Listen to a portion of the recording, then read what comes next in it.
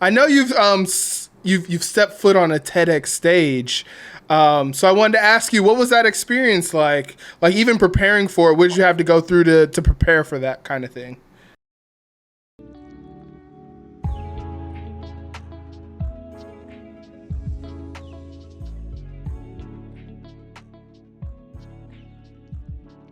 So that that was quite an experience. Like I won't forget it.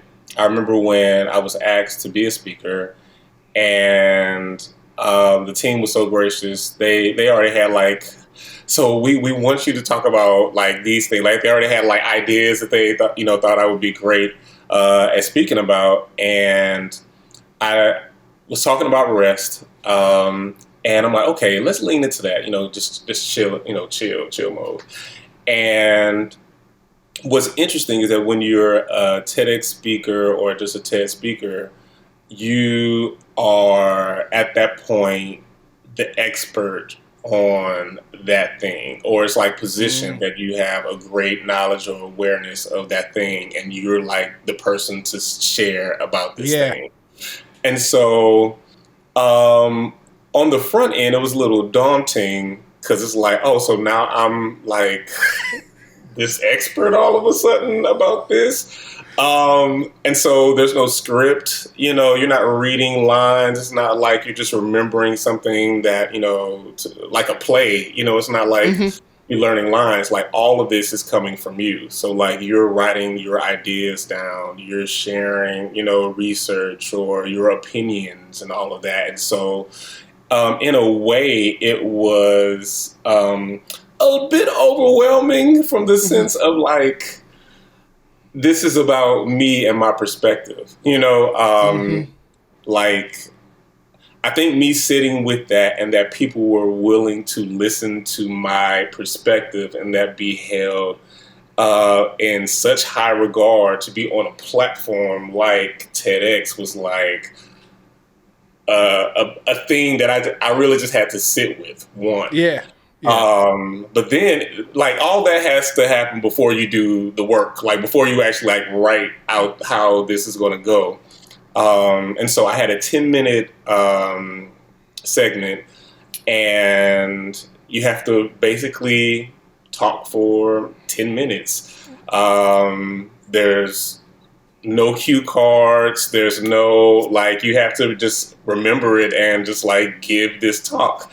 And Jeez. so it was a lot. It was a lot, but honestly, it helped me to really, how if you're a teacher, I forget the saying, but when you're a teacher, you're always a student or Hmm. something like that. Like the fact that I was able to teach, so to speak, my perspective and how I saw rest meant that I really had to know what I was talking about, for myself. Yes. And Yep. so it in a sense forced me, or at the very least helped me to really do some checks and balances. Like, is this what I really believe? It's like, yeah, okay, Hmm. all right. Is this how I really feel? Yes. And then really just telling my story to the people. And so it was definitely an amazing and incredible experience that started off as like, oh my God, but then Yeah. the reward really just being able to share my thoughts with people, and then really understanding my perspective and really holding it in high regard. So that's been the Yeah. reward for sure. That's dope. Yeah, and the talk was on. It was on rest, right? Yeah, the Okay. title was "Less Grind, More Chill." Got you. Okay. Do you have like what was the like what perspective did you have to gain to get there? Like what is there a story from like that There got you is to a like let's story. have this be the my platform? Yeah, the story essentially that I didn't even realize. So getting into the talk, I made all kind of epiphanies and discoveries. Like, oh, this is why I Hmm. feel like that. And the talk evolved for sure. Like it started here, and what ended up being on stage is not how everything started. Like it was a progression for sure. Mm-hmm. But one of the things that helped me that I ended up sharing was going back to college. College is rough. I don't think we really talk about how college puts you in this. They prepare you for that grind that you never can get out of. If you're doing like 14, 15 credit hours and all of these professors act like they're the only class you got. And there's all this homework, there's all this studying, and, you're cramming because you're tired and you're exhausted and you only ate, once today, and that was like a Hot Pocket or this other thing. Or ramen noodles. Right. And so, like, there's all of these, like, factors that are in play, and I got to a point where I was just stressed out, and I remember coming home from working late one night in the computer lab, and I remember getting up and like my head was throbbing. I was basically bedridden the next day because I was so exhausted. But before that, I was, doing the grind, I was not doing these activities, not hanging out with friends because I really need to buckle down and, handle this. And at, a certain point I was handling a lot of these things, but I also didn't have a lot of room for chill.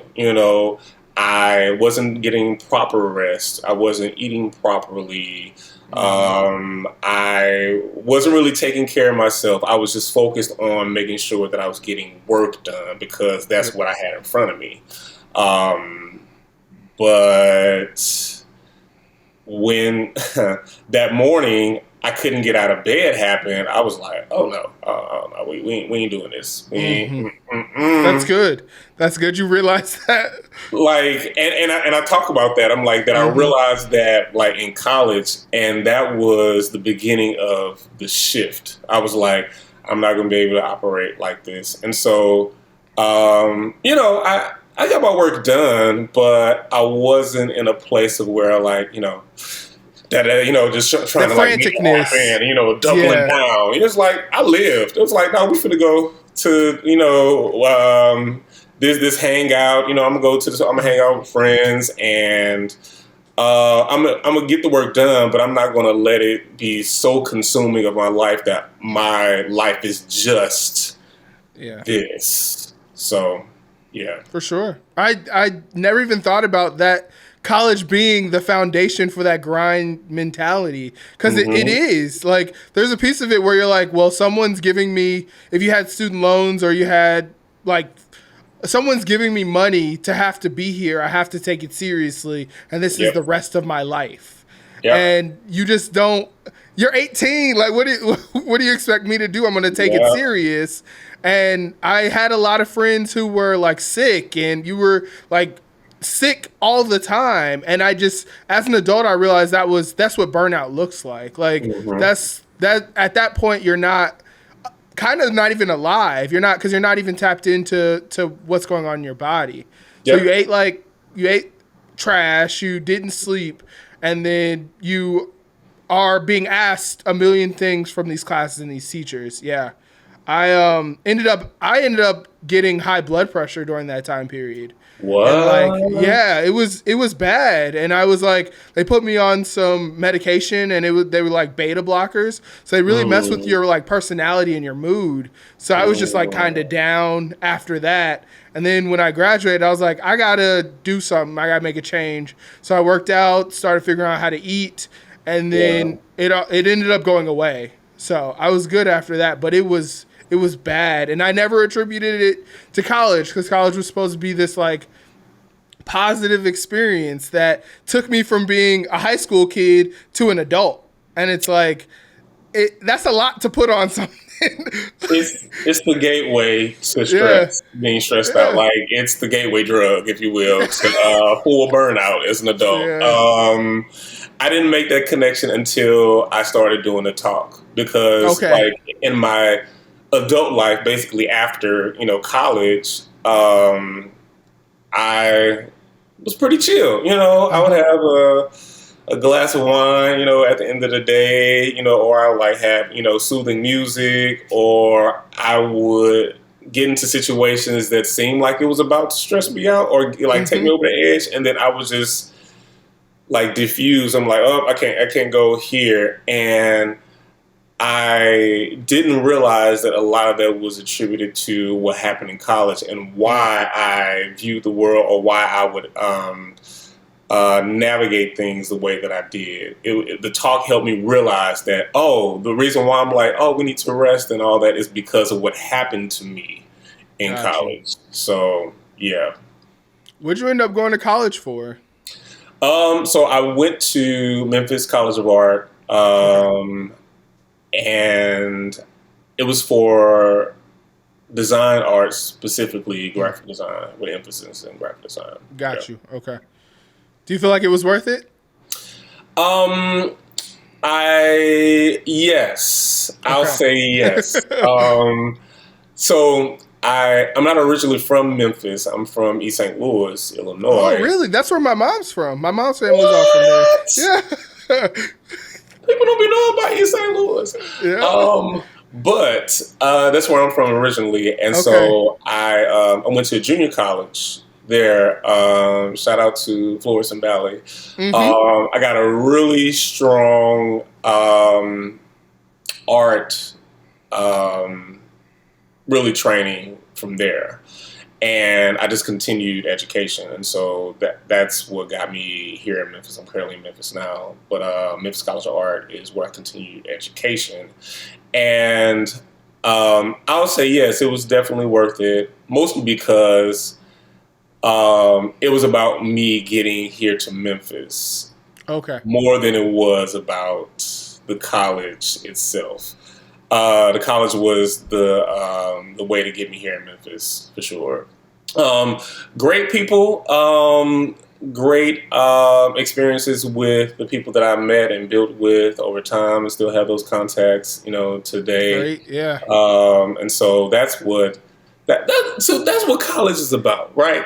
College is really about that. Like a lot of the stuff you can get like that from somebody who may do like an independent study with a professor, or YouTube University or whatever. Like, and then especially now, like everything is available. Like college is almost obsolete. There's space for that, but it was about the connections. It's about the people. Like that's why you're paying all that money. Like Yale is expensive, not because like they have the best teachers, but because you're going to school with the next president. You're going to school with potentially the next CEO of whatever this company. You're going there with the people who are going to create the next big piece of technology, and you have these like that's really what college is about. 1,000,000%. I'm so glad you said that, because that's what I've been ruminating on, like. Because I don't use my degrees anymore, because I went to school for engineering. So that's one thing that I was kind of disappointed about, is like once I realized college was about networking, I realized I was in a bad spot because I didn't go on. Like I spent 6 years with people, and now it's like, now I got to go. Do I got to take 6 more years now and figure out like new people in the industry that I'm in? Yeah. And that's part of why I do this podcast, because it's about meeting people and like making those connections. Yeah. So networking is a huge part of it, and college was that stepping stone for a lot of people. Yeah, so absolutely. I feel like this is the conversation that I've been having with myself. I'm so glad you said it and you brought it up. Yes.